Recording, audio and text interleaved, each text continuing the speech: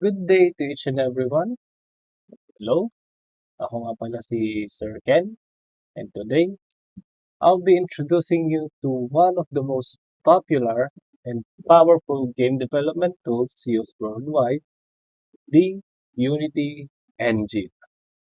Hey, so the Unity Engine is a game engine used to create 2D, 3D, augmented reality, and virtual reality games.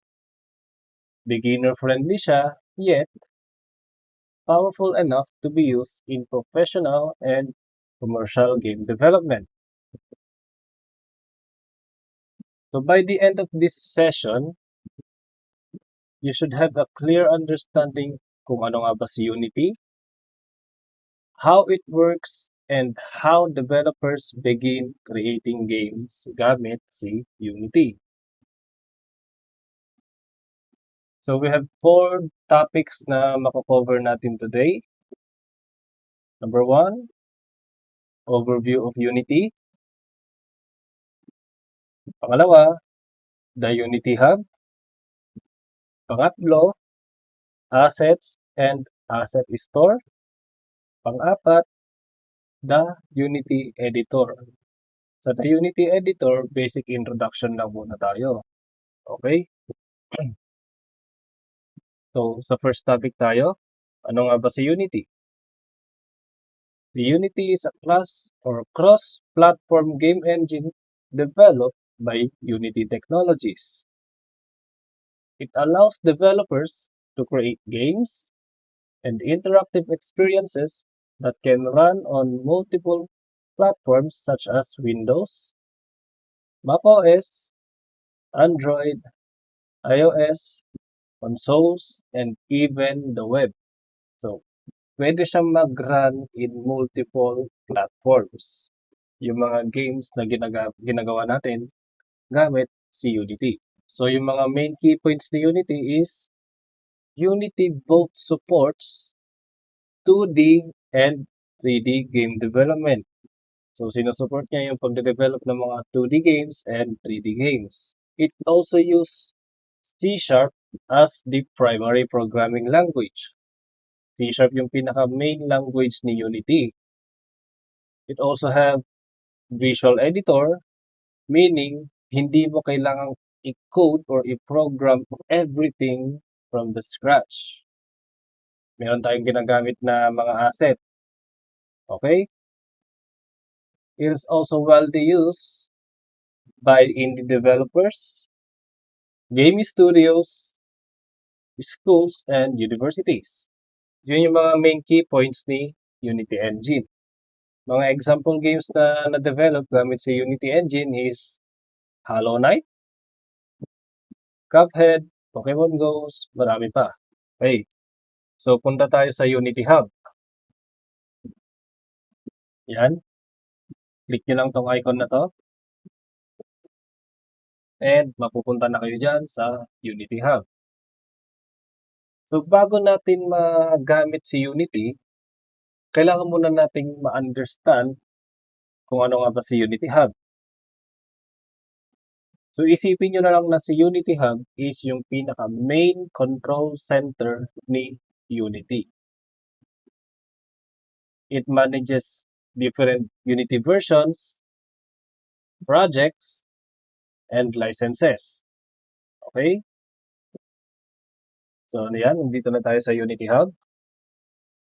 So makikita nyo meron tayong different tabs dito which have different functions. So sa projects, ayan, it shows all our Unity projects. Okay?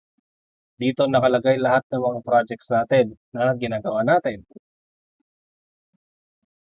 Installs, dito makikita yung mga different version ng Unity Editor na pwede natin gamitin. Sa Learn, dito makikita yung mga different tutorials na pwede nating gamitin sa pagde-develop ng laro. Meron tayong pang 2D, meron din tayong pang 3D. Okay? Yung mga yan. Sa resources naman or yung community, dito may mga different links na connected sa Unity.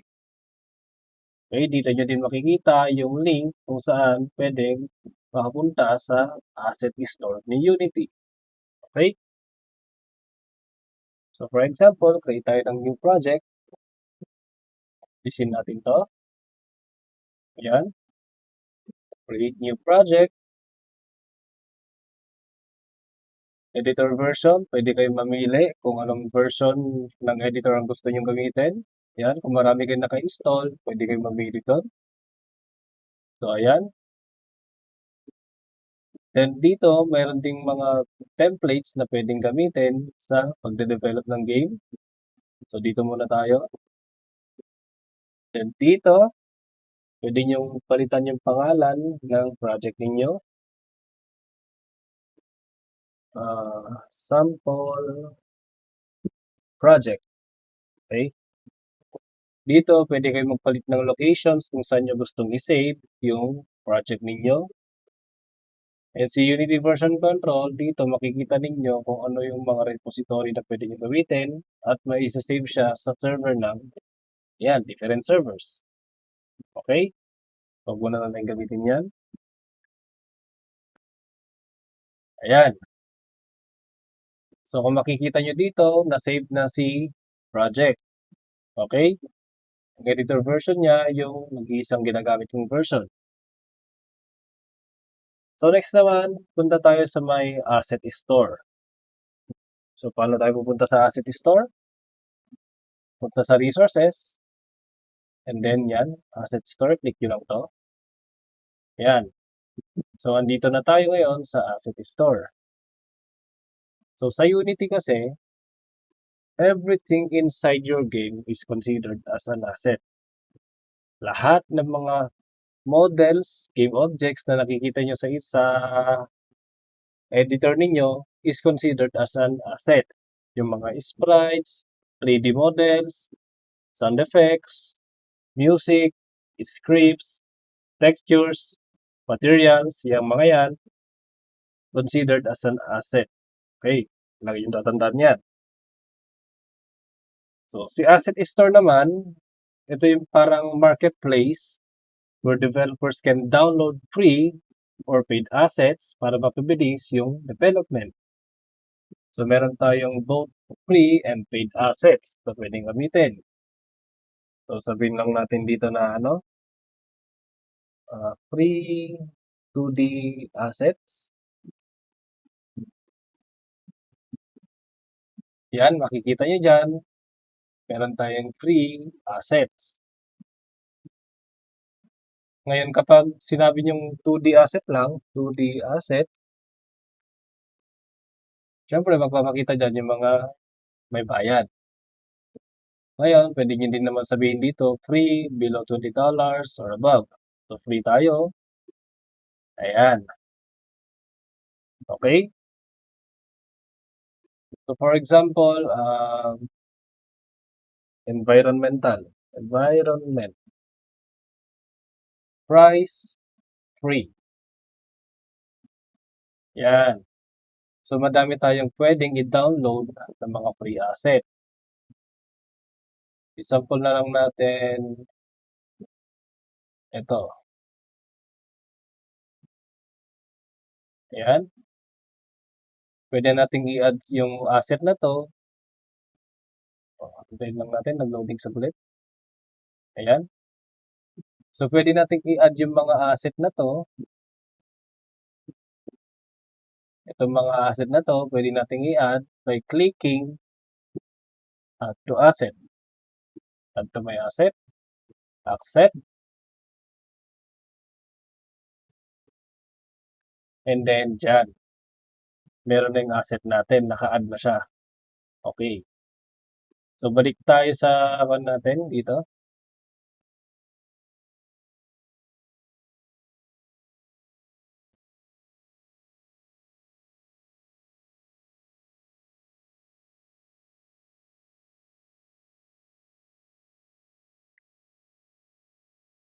Okay.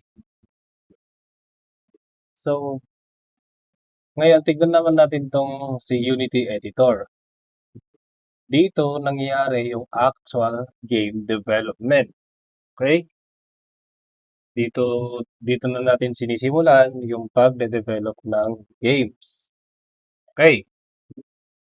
So, meron tayong different views, meron tayong tinatawag na scene view.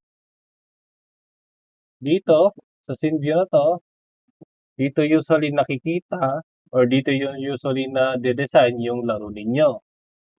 Puwede kayong mag-move, puwede kayong mag-rotate, siyempre puwede din kayong halimbawa,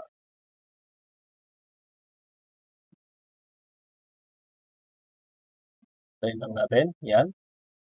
Siyempre puwede din kayong mag-scale, ayan, mag-scale, puwede 'yan, yung mga 'yan, puwede niyong gawin 'yan. So 'yan, lahat ng 'yan puwedeng gawin sa scene view, okey. So, pasok naman tayo sa game view. So, sa game view, dito niya pinapakita kung ano nga ba yung itsura ng laro kapag plinay natin. Ito yung makikita ng mga players. Ito yung nakikita ng mga players sa loob ng isang laro. Okay? Yun si game view. Next, dito naman tayo sa hierarchy view or sa hierarchy window. Dito nakalist lahat ng mga objects sa loob ng isang scene. So, pwede kayong mag-create ng new scene using ito. Then, pwede din kayong mag-add ng objects. Yan, using itong mga to. Okay? Dito din nakikita yung mga cameras, yung mga lighting niya, lahat, effects, lahat. Diyan nakalista lahat. Then next naman, meron tayong inspector view. Dito sa inspector view, dinidisplay ngayon yung properties ng selected objects. For example, itong isang to, click ko lang yan, yan. Makikita nyo na ngayon yung different properties ng isang game objects. So, gawin natin tong 0 or 1.0. Asan siya? Balik lang natin. Move po natin. Ayan. Pwede siyang ma-move. Pwede niyong iset yung rotation niya ng 9 or 91 or 95 or 9, then 9, then 9. Yan. Pwede niyong gawin lahat yan. Pwede niyo din siyang i-scale dito. Sabihin natin dito 10. Yan. Or 2, then 2, then 2. Yan. Okay? Lahat ng yan pwede niyong gawin sa loob ng inspector view. Okay? Next is sa project view tayo. Dito pinapakita lahat ng mga assets na nakapaloob sa folder ng project ninyo. Dito nyo makikita yung mga scripts, images, and mga sounds, mga effects na naka-store sa project ninyo. Halimbawa, delete muna natin to. Ayan. So, mag-create tayo ng game object. Paano mag-create ng game object? Right-click nyo to. Right-click kayo dito sa hierarchy. Then, select ito. Halimbawa, 3D, then cube. Ayan. So, meron na tayong game object. Okay? So, i-move natin siya. Siguro mga 3 or 1.5. Scale niya, 2. Ayan. Or 3 or 2.5. Siyempre, gawin nating even lahat. Ayan. Para, para pantay. Ayan. Then, para mapalitan natin yung kulay niya, mag-add tayo ng asset dito. Sa asset, right click, then create folder, textures, and materials. Now, dito mapapansin nyo bakit parang naka-gray out yung icon niya while yung other holders hindi. Ibig sabihin yan, wala pang laman si asset folder or yung asset ng textures ninyo. Ngayon, mag-a-add tayo and titignan natin kung ano yung pagbabago kapag nag-add tayo ng asset. Okay? Double click, right click, create material. Okay? Sabihin natin, cube color. Yan. So dito sa cube color na to, pwede yung ito yung magiging makikita natin dito. Ayan. So halimbawa, yan pa lang siya. Pwede yung i-drag, pwede punta dyan. Ngayon, sa inspector view, makikita ninyo, pwede siyang metallic. Tayo lang natin mag-combine yung mga shaders. Spectacular or metallic. Ayan. Next, pwede siya maging transparent or opaque. Ayan. Both. Dito sa base map, pwede nyo i-click yan. Ito. Ngayon, pipili tayo ng kulay. Halimbawa, ito, green. Yan, makikita nyo naman kung ano yung mga pagbabago, di ba? Ayan. So, green tayo. Smoothness, pwede nyo i-adjust yung smoothness ng 20. Yan. Or 0.5. Yan. 0.9. Yan. Makikita nyo naman dyan yung smoothness ng texture. Okay? So, yun. Ngayon, tignan naman natin kung anong pagbabago. So, nakita nyo naman, sa texture na to, sa folder na to, kanina naka-gray out. Ngayon, nalagyan natin ng laman. Ayan, hindi na naka-gray out. Okay. So, yun yung basic introduction or basic function ni Unity Editor. Okay? So, today, napag-aralan natin kung ano si Unity, how Unity Hub helps manage projects, paano nag-work yung assets, and paano mag-navigate sa loob ng Unity Editor. In our next lesson, we will start creating actual gameplay, scripting, behaviors, and then, ayun, hanggang sa makapag-build tayo ng games step by step. Okay? So, thank you for watching everyone, and I hope you learned sa video na to, and see you next time. And thank you.